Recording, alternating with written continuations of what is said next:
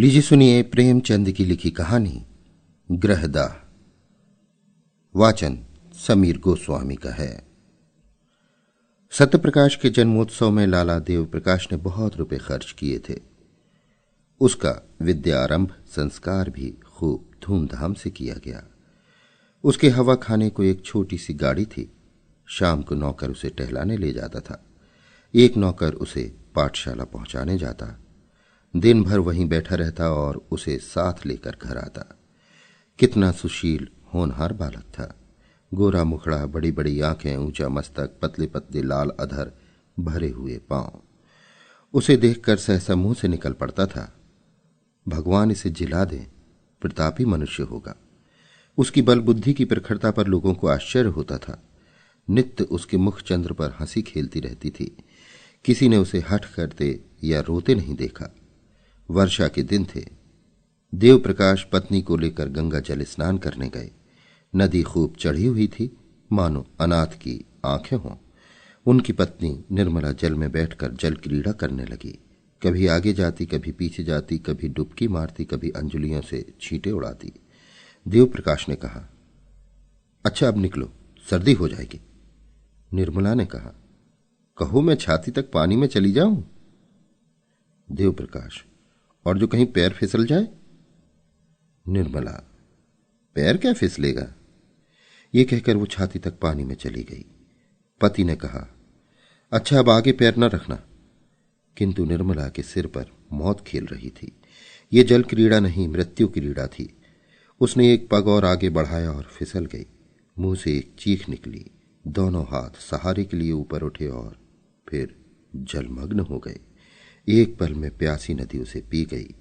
देव प्रकाश खड़े तौलिया से देह पहुंच रहे थे। तुरंत पानी में कूदे। साथ का कहार भी कूदा। दो मल्लाह भी कूदे। सबने डुबकियां मारी टटोला, पर निर्मला का पता न चला। तब डोंगी मंगवाई गई।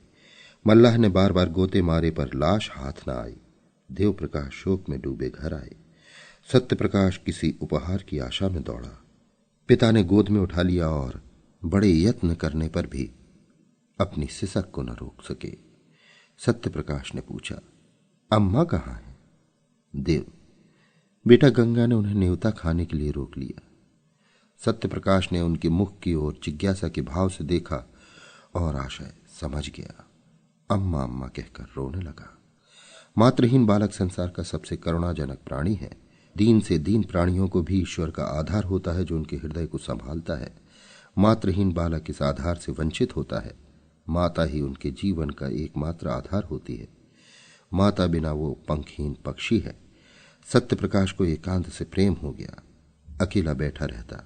वृक्षों में उसे कुछ कुछ सहानुभूति का अज्ञात अनुभव होता था, जो घर के प्राणियों में उसे न मिलती थी। माता का प्रेम था तो सभी प्रेम करते थे। माता का प्रेम उठ गया तो सभी निष्ठुर हो गए। पिता की आंखों में भी वो प्रेम ज्योति न रही। दरिद्र को कौन भिक्षा देता है। 6 महीने बीत गए। सहसा उसे एक दिन मालूम हुआ, मेरी नई माता आने वाली है। दौड़ा पिता के पास गया और पूछा, क्या मेरी नई माता आएगी। पिता ने कहा, हां बेटा, वे आकर तुम्हें प्यार करेंगी। सत्य, क्या मेरी ही मां स्वर्ग से आ जाएगी। देव, हां वही माता आ जाएगी। सत्य, मुझे उसी प्रकार प्यार करेगी। देव प्रकाश इसका क्या उत्तर देते, मगर सत्य प्रकाश उसी दिन से प्रसन्न मन रहने लगा। अम्मा आने वाली हैं। विवाह के दिन आए। घर में तैयारियां होने लगीं। सत्य प्रकाश खुशी से फूला न समाता। मेरी नई अम्मा आएंगी। बारात में वो भी गया। नए नए कपड़े मिले। पालकी पर बैठा। नानी ने अंदर बुलाया और उसे गोद में लेकर एक अशर्फी दी। वहीं उसे नई माता के दर्शन हुए। नानी ने नई माता से कहा, बेटी कैसा सुंदर बालक है, इसे प्यार करना। सत्य प्रकाश ने नई माता को देखा और मुग्ध हो गया। बच्चे भी रूप के उपासक होते हैं। एक लावण्यमयी मूर्ति आभूषणों से लदी सामने खड़ी थी। उसने दोनों हाथों से उसका अंचल पकड़कर कहा, अम्मा। कितना रुचिकर शब्द था, कितना लज्जायुक्त, कितना अप्रिय।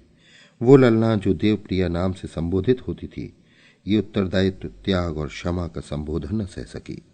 अभी वो प्रेम और विलास का सुख स्वप्न देख रही थी। यौवन काल की मदमय वायु तरंगों में आंदोलित हो रही थी। इस शब्द ने उसके स्वप्न को भंग कर दिया। कुछ रुष्ट होकर बोली, मुझे अम्मा मत कहो। सत्यप्रकाश ने विस्मित नेत्रों से देखा। उसका बाल स्वप्न भंग हो गया। आंखें डबडबा गईं। नानी ने कहा, बेटी देखो, लड़के का दिल छोटा हो गया। वो क्या जाने क्या कहना चाहिए। अम्मा कह दिया तो तुम्हें कौन सी चोट लग गई? देवप्रिया ने कहा, मुझे अम्मा ना कहे। सौत का पुत्र विमाता की आंखों में इतना क्यों खटकता है, इसका निर्णय आज तक किसी मनोभाव के पंडित ने नहीं किया। हम किस गिनती में हैं? देवप्रिया जब तक गर्भिणी ना हुई, वो सत्यप्रकाश से कभी कभी बातें करती, कहानियां सुनाती, किंतु गर्भिणी होते ही उसका व्यवहार कठोर हो गया और प्रसव काल ज्यों-ज्यों निकट आता था, उसकी कठोरता बढ़ती ही जाती थी। जिस दिन उसकी गोद में एक चांद से बच्चे का आगमन हुआ, सत्यप्रकाश खूब उछला कूदा और सौर ग्रह में दौड़ा हुआ बच्चे को देखने लगा। बच्चा देवप्रिया की गोद में सो रहा था। सत्यप्रकाश ने बड़ी उत्सुकता से बच्चे को विमाता की गोद से उठाना चाहा कि सहसा देवप्रिया ने सरोष स्वर में कहा, खबरदार इसे मत छूना, नहीं तो कान पकड़कर उखाड़ लूंगी। बालक उल्टे पांव लौट आया और कोठे की छत पर जाकर खूब रोया। कितना सुंदर बच्चा है, मैं उसे गोद में लेकर बैठता तो कैसा मजा आता। मैं उसे गिराता थोड़े ही, फिर इन्होंने मुझे क्यों झिड़क दिया। भोला बालक क्या जानता था कि झिड़की का कारण माता की सावधानी नहीं, कुछ और ही है। एक दिन शिशु सो रहा था। उसका नाम ज्ञान प्रकाश रखा गया था। देवप्रिया स्नानगार में थी। सत्यप्रकाश चुपके से आया और बच्चे का ओढ़ना हटाकर उसे अनुरागमय नेत्रों से देखने लगा। उसका जी कितना चाहा कि उसे गोद में लेकर प्यार करूं, पर डर के मारे उसने उसे उठाया नहीं, केवल उसके कपोलों को चूमने लगा। इतने में देवप्रिया निकल आई। सत्यप्रकाश को बच्चे को चूमते देखकर आग हो गई। दूर ही से डांटा, हट जा वहां से। सत्यप्रकाश माता को दीन नेत्रों से देखता हुआ बाहर निकल आया। संध्या समय उसके पिता ने पूछा, तुम लल्ला को क्यों रुलाया करते हो?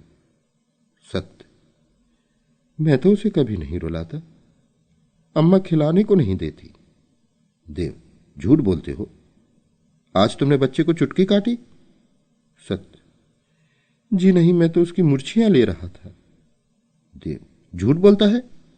सत्य, झूठ नहीं बोलता। देव प्रकाश को क्रोध आ गया। लड़के को 2-3 तमाचे लगाए। पहली बार ये ताड़ना मिली और निरपराध। इसने उसके जीवन की काया पलट कर दी। उस दिन से सत्यप्रकाश के स्वभाव में एक विचित्र परिवर्तन दिखाई देने लगा। वो घर में बहुत कम आता। पिता आते तो उनसे मुंह छिपाता फिरता। कोई खाना खाने को बुलाने आता तो चोरों की भांति दुबका हुआ जाकर खा लेता, न कुछ बोलता। पहले अत्यंत कुशाग्र बुद्धि था। उसकी सफाई, सलीके और फुर्ती पर लोग मुग्ध हो जाते थे। अब वो पढ़ने से जी चुराता, मैले कुचेले कपड़े पहने रहता। घर में कोई प्रेम करने वाला न था। बाजार के लड़कों के साथ गली गली घूमता, कनकौए लूटता, गालियां बकना भी सीख गया। शरीर दुर्बल हो गया, चेहरे की कांति भी गायब हो गई। देवप्रकाश को अब आए दिन उसकी शरारतों के उलाहने मिलने लगे और सत्यप्रकाश नित्य घुड़कियां और तमाचे खाने लगा। यहां तक कि अगर वो घर में किसी काम से चला जाता तो सब लोग दूर दूर करके दौड़ाते। ज्ञान प्रकाश को पढ़ाने के लिए मास्टर आता था। देवप्रकाश उसे रोज सैर कराने साथ ले जाते। हंसमुख लड़का था। देवप्रिया उसे सत्यप्रकाश के साथ से बचाती रहती थी। दोनों लड़कों में कितना अंतर था। एक साफ सुथरा, सुंदर कपड़े पहने, शील और विनय का पुतला, सच बोलने वाला, देखने वालों के मुंह से अनायास ही दुआ निकल आती थी।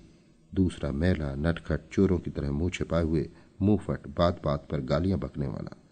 एक हरा भरा पौधा था, प्रेम से प्लावित, स्नेह से सिंचित। दूसरा सूखा हुआ, टेढ़ा, पल्लवहीन नव वृक्ष था, जिसकी जड़ों को एक मुद्दत से पानी नहीं नसीब हुआ। एक को देखकर पिता की छाती ठंडी होती थी, दूसरे को देखकर देह में आग लग जाती थी। आश्चर्य यह था कि सत्यप्रकाश को अपने छोटे भाई से लेश मात्र भी ईर्ष्या न थी।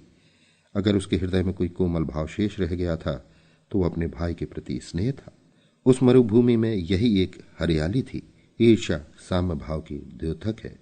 सत्यप्रकाश अपने भाई को अपने से कहीं ऊंचा, कहीं भाग्यशाली समझता था। उसमें ईर्ष्या का भाव ही लोप हो गया था। घृणा से घृणा उत्पन्न होती है, प्रेम से प्रेम। ज्ञान प्रकाश भी बड़े भाई को चाहता था। कभी कभी उसका पक्ष लेकर अपनी मां से विवाद कर बैठता। कहता, भैया की अचकन फट गई है, आप नई अचकन क्यों नहीं बनवा देती? मां उत्तर देती, उसके लिए वही अचकन अच्छी है। अभी क्या, अभी तो वो नंगा फिरेगा। ज्ञान प्रकाश बहुत चाहता था कि अपने जेब खर्च से बचाकर अपने भाई को दे, पर सत्य प्रकाश कभी इसे स्वीकार न करता था। वास्तव में जितनी देर वो छोटे भाई के साथ रहता, उतनी देर उसे एक शांतिमय आनंद का अनुभव होता। थोड़ी देर के लिए वो सद्भावों के साम्राज्य में विचरने लगता। उसके मुख से कोई भी भद्दी और अप्रिय बात न निकलती। एक क्षण के लिए उसकी सोई हुई आत्मा जाग उठती। एक बार कई दिन तक सत्य प्रकाश मदरसे न गया। पिता ने पूछा, तुम आजकल पढ़ने क्यों नहीं जाते? क्या सोच रखा है कि मैंने तुम्हारी जिंदगी भर का ठेका ले रखा है? सत्य, मेरे ऊपर जुर्माने और फीस के कई रुपए हो गए हैं। जाता हूं तो दरवाजे से निकाल दिया जाता हूं। देव, फीस क्यों बाकी है? तुम तो महीने महीने ले लिया करते हो ना? सत्य, आए दिन चंदे लगा करते हैं, फीस के रुपए चंदे में दिए। देव, और जुर्माना क्यों हुआ?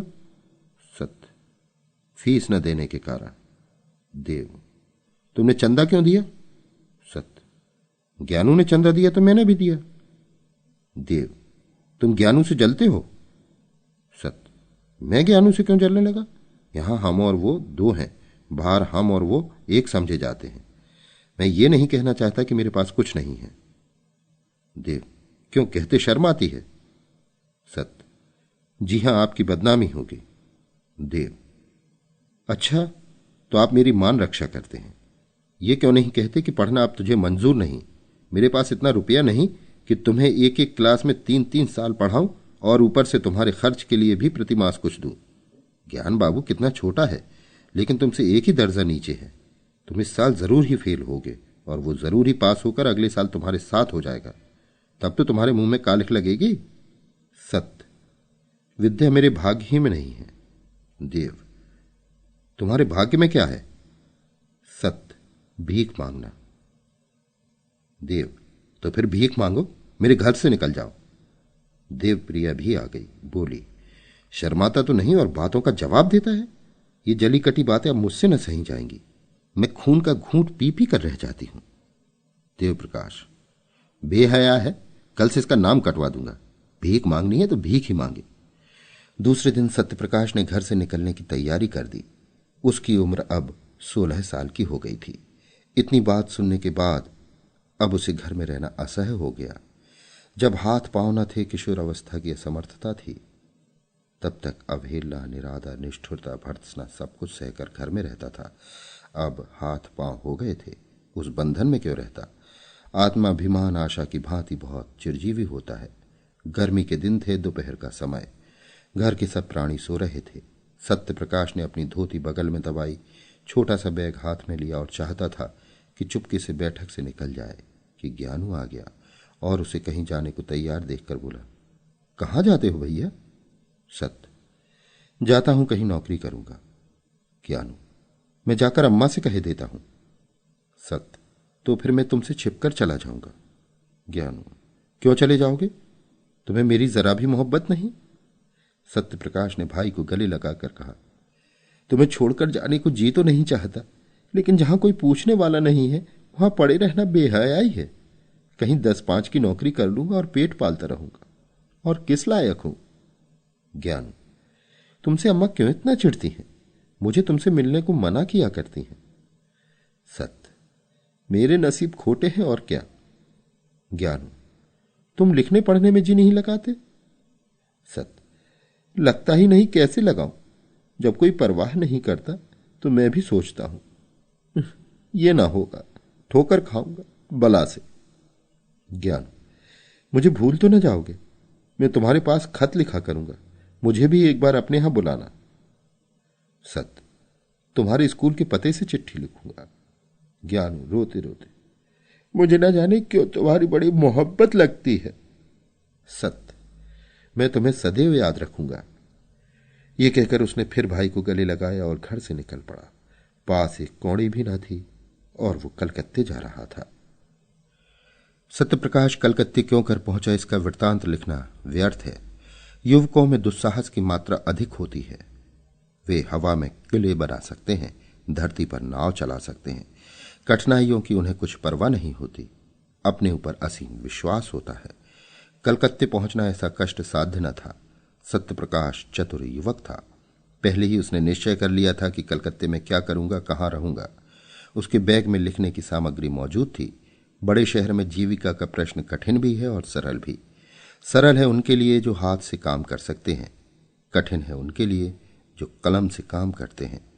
सत्यप्रकाश मजदूरी करना नीच काम समझता था। उसने एक धर्मशाला में असबाब रखा।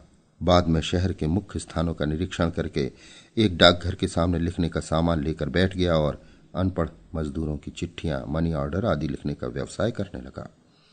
पहले कई दिन तो उसको इतने पैसे भी न मिले कि पेट भर भोजन करता, लेकिन धीरे धीरे आमदनी बढ़ने लगी।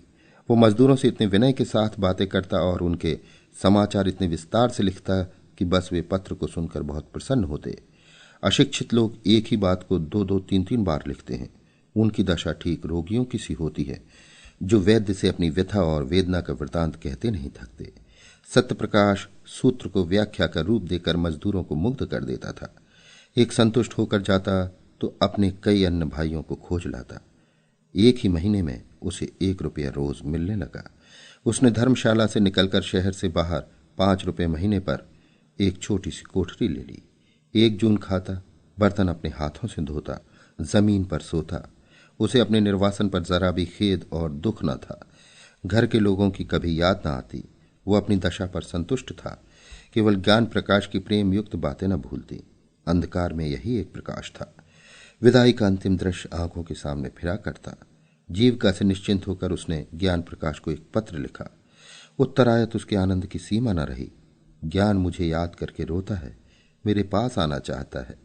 स्वास्थ्य भी अच्छा नहीं है।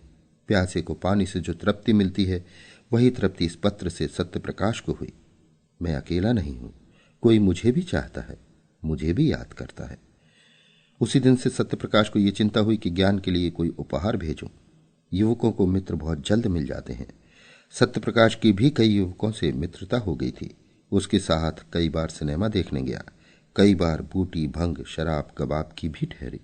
आईना, तेल, कंघी का शौक भी पैदा हुआ। जो कुछ पाता उड़ा देता। बड़े वेग से नैतिक पतन और शारीरिक विनाश की ओर दौड़ा चला जाता था।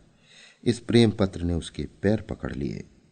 उपहार के प्रयास ने 10 दुर्व्यसनों को तिरोहित करना शुरू किया। सिनेमा का चस्का छूटा। मित्रों को हील हवाले करके टालने लगा। भोजन भी रूखा सूखा करने लगा। धन संचय की चिंता ने सारी इच्छाओं को परास्त कर दिया। उसने निश्चय किया कि अच्छी सी घड़ी भेजूं। उसका दाम कम से कम 40 रुपये होगा। अगर 3 महीने तक एक कौड़ी का भी अपव्यय न करूं तो घड़ी मिल सकती है। ज्ञानू घड़ी देखकर कैसा खुश होगा। अम्मा और बाबूजी भी देखेंगे। उन्हें मालूम हो जाएगा कि मैं भूखों नहीं मर रहा हूं। किफायत की धुन में वो बहुधा दिया बत्ती न करता। बड़े सवेरे काम करने चला जाता और सारे दिन 2-4 पैसे की मिठाई खाकर काम करता रहता। उसके ग्राहकों की संख्या दिन दूनी होती जाती थी। चिट्ठी पत्री के अतिरिक्त अब उसने तार लिखने का भी अभ्यास कर लिया था। 2 ही महीने में उसके पास 50 रुपये एकत्र हो गए और जब घड़ी के साथ सुनहरी चैन का पार्सल बना, ज्ञानू के नाम भेज दिया, तो उसका चित्त इतना उत्साहित था मानो किसी निसंतान पुरुष के बालक हुआ हो। घर कितना कोमल, पवित्र, मनोहर स्मृतियों को जागृत कर देता है। ये प्रेम का निवास स्थान है। प्रेम ने बहुत तपस्या करके ये वरदान पाया है। किशोरावस्था में घर माता पिता, भाई बहन, सखी सहेली के प्रेम की याद दिलाता है। प्रौढ़ावस्था में गृहिणी और बाल बच्चों के प्रेम की। यही वो लहर है जो मानव जीवन को स्थिर रखता है। उसे समुद्र की वेगवती लहरों में बहने और चट्टानों से टकराने से बचाता है। यही वो मंडप है जो जीवन को समस्त बाधाओं से सुरक्षित रखता है। सत्यप्रकाश का घर कहाँ था?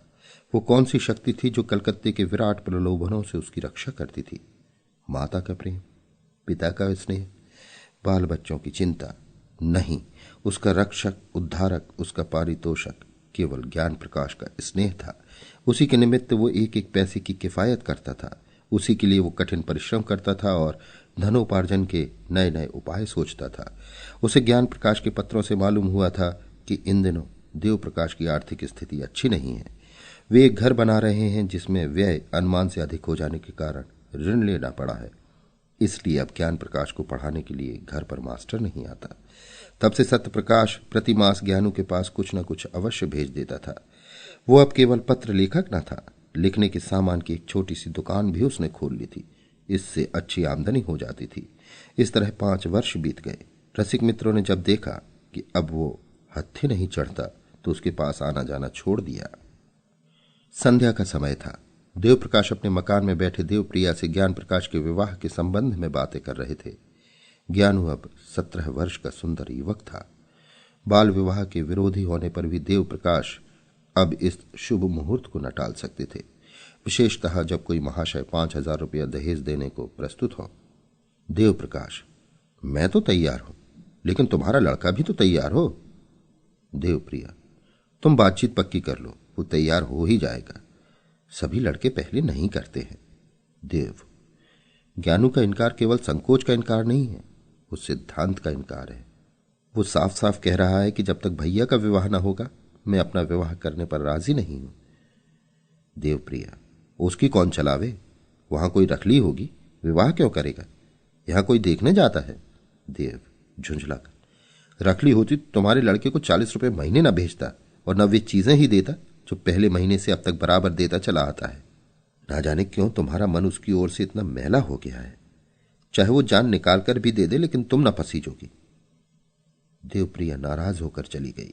देवप्रकाश उससे यही कहलाना चाहते थे कि सत्यप्रकाश का विवाह करना उचित है, किंतु वो कभी इस प्रसंग को आने ही न देती थी। स्वयं देवप्रकाश की यह हार्दिक इच्छा थी कि पहले बड़े लड़के का विवाह करें, पर उन्होंने भी आज तक सत्यप्रकाश को कोई पत्र नहीं लिखा। पहले इतने दिनों तक चुपचाप रहने के लिए क्षमा मांगी, तब उसे एक बार घर आने का प्रेमाग्रह किया। लिखा: अब मैं कुछ ही दिनों का मेहमान हूं। मेरी अभिलाषा है कि तुम्हारा और तुम्हारे छोटे भाई का विवाह देख लूं।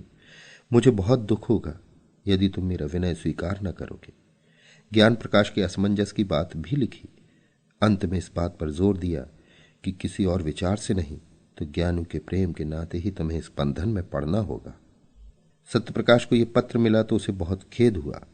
मेरे भ्रातृ स्नेह का यह परिणाम होगा, मुझे न मालूम था। इसके साथ ही उसे ये ईर्ष्यामय आनंद हुआ कि अम्मा और दादा को तो अब तो कुछ मानसिक पीड़ा हो गई। मेरी उन्हें क्या चिंता थी? मैं तो मर भी जाऊं तो भी उनकी आंखों में आंसू न आए। 7 वर्ष हो गए, कभी भूल कर भी पत्र न लिखा कि मरा है या जीता है। अब कुछ चेतावनी मिलेगी। ज्ञान प्रकाश अंत में विवाह करने को राजी तो हो ही जाएगा, लेकिन सहज में नहीं। कुछ न हो तो मुझे तो एक बार अपने इनकार के कारण लिखने का अवसर मिला। ज्ञानू को मुझसे प्रेम है, लेकिन उसके कारण मैं पारिवारिक अन्याय का दोषी न बनूंगा। हमारा पारिवारिक जीवन संपूर्णतः अन्यायमय है। ये कुमति और वैराग्य, क्रूरता और नृशंसता का बीजारोपण करता है। इसी माया में फंसकर मनुष्य अपनी संतान का शत्रु हो जाता है। ना, मैं आंखें देखकर ही मक्खी ना निकलूंगा। मैं ज्ञानू को समझाऊंगा अवश्य। मेरे पास जो कुछ जमा है वो सब उसके विवाह के निमित्त अर्पण भी कर दूंगा। बस इससे ज्यादा मैं और कुछ नहीं कर सकता। अगर ज्ञानू भी अविवाहित रहे तो संसार कौन सूना हो जाएगा। ऐसे पिता का पुत्र क्या वंश परंपरा का पालन न करेगा? क्या उसके जीवन में फिर वही अभिमान न दोहराया जाएगा जिसने मेरा सर्वनाश कर दिया? दूसरे दिन सत्यप्रकाश ने 500 रुपये पिता के पास भेजे और पत्र लिखा कि मेरा हो भाग्य जो आपने मुझे याद किया। ज्ञानू का विवाह निश्चित हो गया, इसकी बधाई। इन रुपयों से नववधू के लिए आभूषण बनवा दीजिएगा। रही मेरे विवाह की बात, मैंने अपनी आंखों से जो कुछ देखा है और मेरे सिर पर जो कुछ बीता है उस पर ध्यान देते हुए यदि मैं कुटुंब पाश में फंसूं तो मुझसे बड़ा उल्लू इस संसार में न होगा। मुझे आशा है आप मुझे क्षमा करेंगे। विवाह की चर्चा ही से मेरे हृदय को आघात पहुंचता है। दूसरा पत्र ज्ञान प्रकाश को लिखा है कि माता पिता की आज्ञा को शिरोधार्य करो। मैं अनपढ़, मूर्ख, बुद्धिहीन आदमी हूं। मुझे विवाह करने का कोई अधिकार नहीं है। मैं तुम्हारे विवाह के शुभोत्सव में सम्मिलित न हो सकूंगा, लेकिन मेरे लिए इससे बढ़कर आनंद और संतोष का विषय नहीं हो सकता। देवप्रकाश ये पढ़कर अवाक रह गए। फिर आग्रह करने का साहस न हुआ। देवप्रिया ने नाक सिकोड़कर कहा, ये लौंडा देखने ही को सीधा है जहर का बुझाया हुआ। कैसा 100 कोस से बैठा हुआ बर्छियों से छेद रहा है। किंतु ज्ञान प्रकाश ने वो पत्र पढ़ा तो उसे मर्माघात पहुंचा। दादा और अम्मा के अन्याय ने ही उन्हें ये भीषण व्रत धारण करने पर बाध्य किया है। इन्हीं ने उन्हें निर्वासित किया है, और शायद सदा के लिए। ना जाने अम्मा को उनसे क्यों इतनी जलन हुई। मुझे तो अब याद आता है कि किशोरावस्था ही से बड़े आज्ञाकारी, विनयशील और गंभीर थे। अम्मा की बातों का उन्हें जवाब देते नहीं सुना। मैं अच्छे से अच्छा खाता हूं, फिर भी उनके तेवर मैले न हुए। हालांकि उन्हें जलना चाहिए था। ऐसी दशा में अगर उन्हें गृहस्थ जीवन से घृणा हो गई तो आश्चर्य ही क्या। फिर मैं ही क्यों इस विपत्ति में फंसूं? कौन जाने मुझे भी ऐसी ही परिस्थिति का सामना करना पड़े। भैया ने बहुत सोच समझ कर यह धारणा की है। संध्या समय जब उसके माता पिता बैठे हुए इसी समस्या पर विचार कर रहे थे, ज्ञान प्रकाश ने आकर कहा, मैं कल भैया से मिलने जाऊंगा। देवप्रिया, क्या कलकत्ते जाओगे? ज्ञान, जी हां। देवप्रिया, उन्हीं को क्यों नहीं बुलाते? ज्ञान, उन्हें कौन मुंह लेकर बुलाऊं? आप लोगों ने तो पहले ही मेरे मुंह पर कालिख लगा दी है। ऐसा देव पुरुष आप लोगों के कारण विदेश में ठोकर खा रहा है और मैं इतना निर्लज्ज हो जाऊं कि। देवप्रिया, अच्छा चुप रह, नहीं ब्याह करना है ना कर, चले पर नौन मत छिड़क। माता पिता का धर्म है इसलिए कहती हूं, नहीं तो यहां ठेंगे की परवाह नहीं। तू चाहे ब्याह कर चाहे कुंवारा रह, पर मेरी आंखों से दूर हो जा। ज्ञान, क्या मेरी सूरत से भी घृणा हो गई? देवप्रिया, जब तू हमारे कहने में नहीं, जो जहां चाहे रह, हम भी समझ लेंगे कि भगवान ने लड़का ही नहीं दिया। देव, क्यों ऐसे व्यर्थ कटु वचन बोलती हो? ज्ञान, अगर आप लोगों की यही इच्छा है तो यही होगा। देव प्रकाश ने देखा कि बात का पतंगड़ हुआ चाहता है, तो ज्ञान प्रकाश को इशारे से टाल दिया और पत्नी के क्रोध को शांत करने की चेष्टा करने लगे। मगर देवप्रिया फूट फूट कर रो रही थी और बार बार कहती थी, मैं इसकी सूरत न देखूंगी। अंत में देव प्रकाश ने चिढ़कर कहा, तो तुम्ही ने तो कटु वचन कहकर उसको उत्तेजित कर दिया।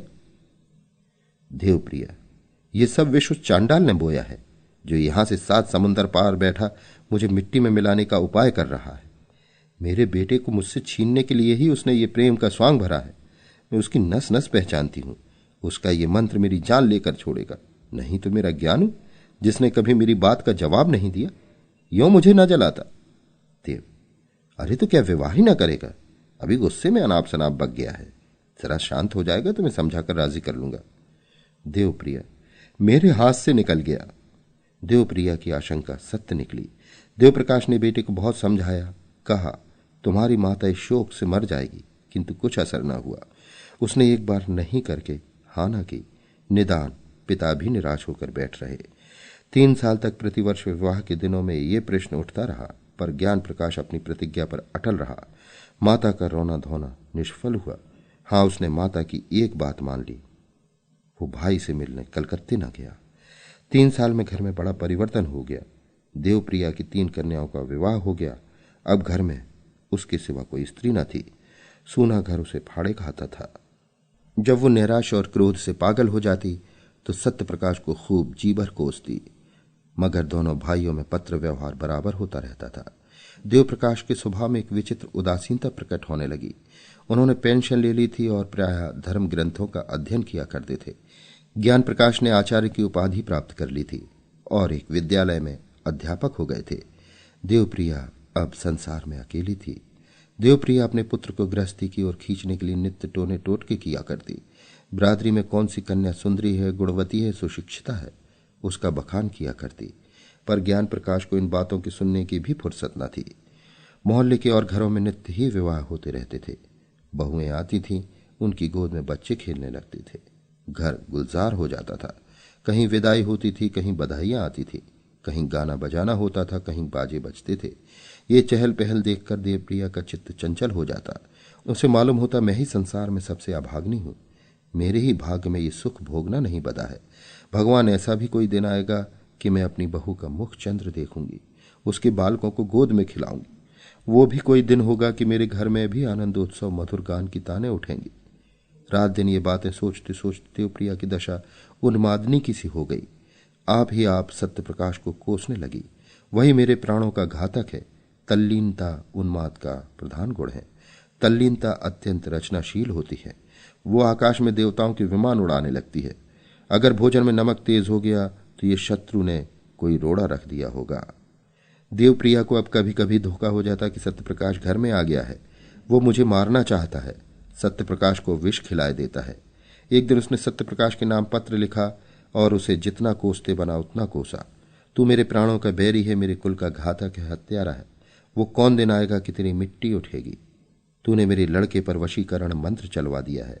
दूसरे दिन ऐसा फिर एक पत्र लिखा, यहां तक कि ये उसका नित्य का कर्म हो गया। जब तक एक चिट्ठी में सत्यप्रकाश को गालियां न दे लेती उसे चैन ही न आता था। इन पत्रों को वो कहारिन के हाथ, डाकघर, भिजवा दिया करती थी। ज्ञान प्रकाश का अध्यापक होना सत्य प्रकाश के लिए घातक हो गया। परदेश में उसे यही संतोष होता था कि मैं संसार में निराधार नहीं हूं। अब वो अवलंब भी जाता रहा। ज्ञान प्रकाश ने जोर देकर लिखा, अब आप मेरे हेतु कोई कष्ट ना उठाए। मुझे अपनी गुजर करने के लिए काफी से ज्यादा मिलने लगा है। यद्यपि सत्य प्रकाश की दुकान खूब चलती थी, लेकिन कलकत्ते जैसे शहर में एक छोटे से दुकानदार का जीवन बहुत सुखी नहीं होता।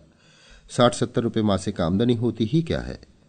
अब तक जो कुछ बचता था वो वास्तव में बचत न थी, बल्कि त्याग था। एक वक्त रूखा सूखा खाकर, एक तंग आर्द्र कोठरी में रहकर 25-30 रुपये बचे रहते थे। अब दोनों वक्त भोजन करने लगा, कपड़े भी जरा साफ पहनने लगा, मगर थोड़े ही दिनों में उसके खर्च में औषधियों की एक मद बढ़ गई और फिर वही पहले किसी दशा हो गई। बरसों तक शुद्ध वायु, प्रकाश और पुष्टिकर भोजन से वंचित रहकर अच्छे से अच्छा स्वास्थ्य भी नष्ट हो सकता है। सत्यप्रकाश को भी अरुचि, मंदाग्नि आदि रोगों ने आ घेरा। कभी कभी ज्वर भी आ जाता। युवावस्था में आत्मविश्वास होता है, किसी अवलंब की परवाह नहीं होती। वयोवृद्धि दूसरे का मुंह ताकती है, आश्रय ढूंढती है। सत्यप्रकाश पहले सोता तो एक करवट में सवेरा हो जाता। कभी बाजार से पूरियां लेकर खा लेता, कभी मिठाइयों पर टाल देता। पर अब रात को अच्छी तरह नींद न आती। बाजारी भोजन से घृणा होती। रात को घर आता तो थककर चूर चूर हो जाता था। उस वक्त चूल्हा जलाना, भोजन पकाना बहुत अखरता। कभी कभी वो अकेलेपन पर रोता। रात को जब किसी तरह नींद न आती तो उसका मन किसी से बातें करने को लालायित होने लगता। पर वहां निशांधकार के सिवा और कौन था। दीवालों के कान चाहे हों, मुंह नहीं होता। इधर ज्ञान प्रकाश के पत्र भी अब कम आते थे, और वे भी रूखे। उनमें अब हृदय के सरल उद्गारों का लेश भी न होता। सत्यप्रकाश अब भी वैसे ही भावमय पत्र लिखता था, पर एक अध्यापक के लिए भावुकता कब शोभा देती है। शने शने सत्यप्रकाश को भ्रम होने लगा कि ज्ञान प्रकाश भी मुझसे निष्ठुरता करने लगा। नहीं तो क्या मेरे पास 2-4 दिन के लिए आना असंभव था। मेरे लिए तो घर का द्वार बंद है, पर उसे कौन सी बाधा है। उस गरीब को क्या मालूम कि यहां ज्ञान प्रकाश ने माता से कलकत्ते न जाने की कसम खा ली है।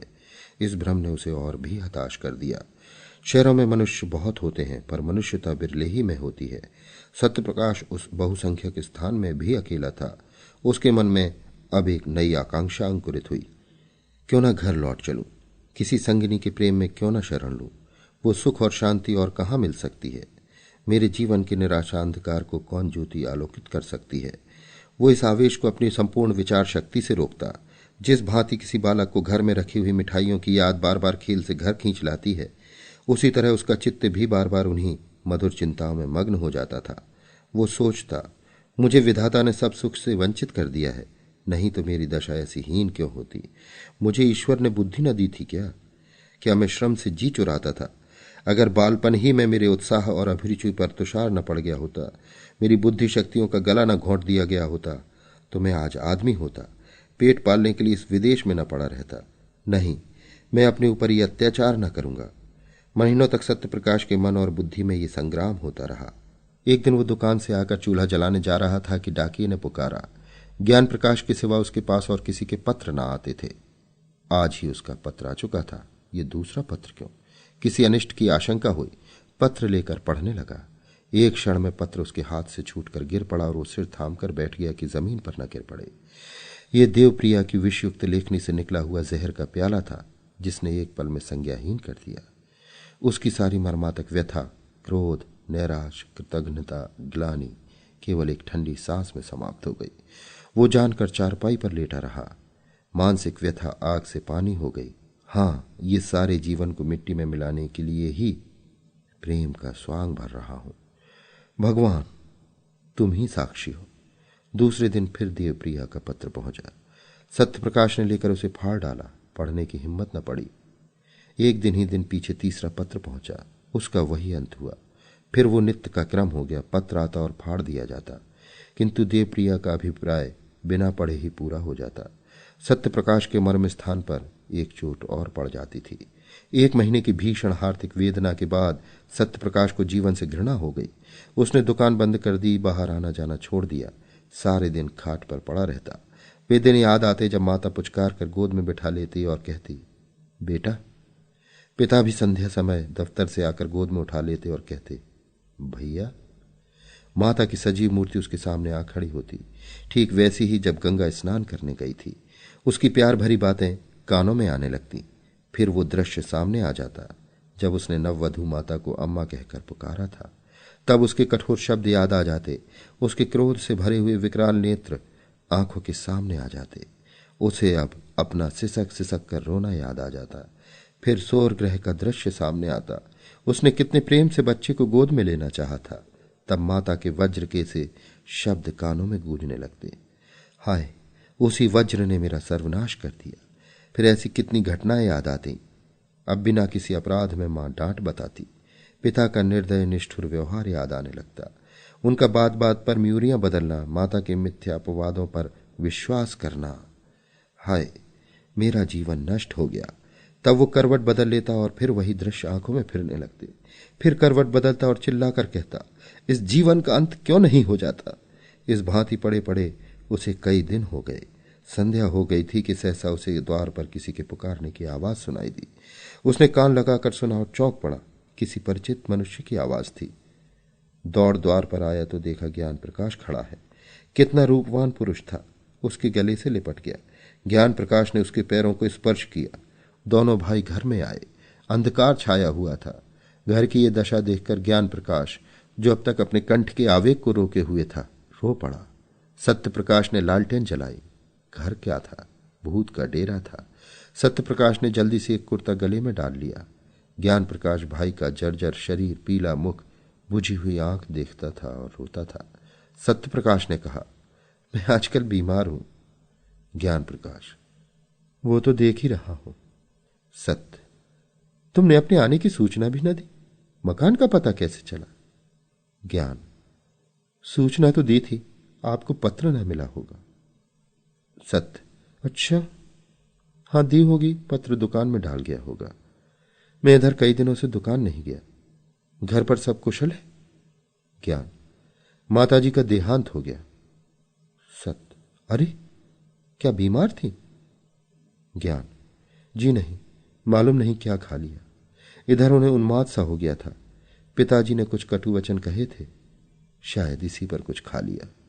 सत्य, पिताजी तो कुशल से हैं? ज्ञान, हां, अभी मरे नहीं हैं। सत्य, अरे, क्या बहुत बीमार हैं?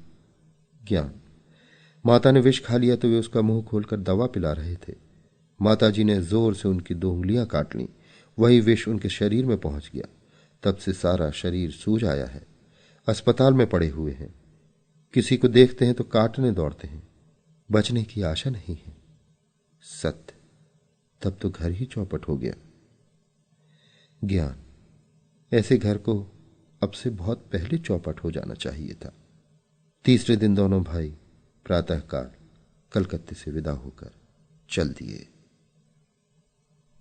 अभी आप सुन रहे थे प्रेमचंद की लिखी कहानी ग्रहदाह। वाचन समीर गोस्वामी का था।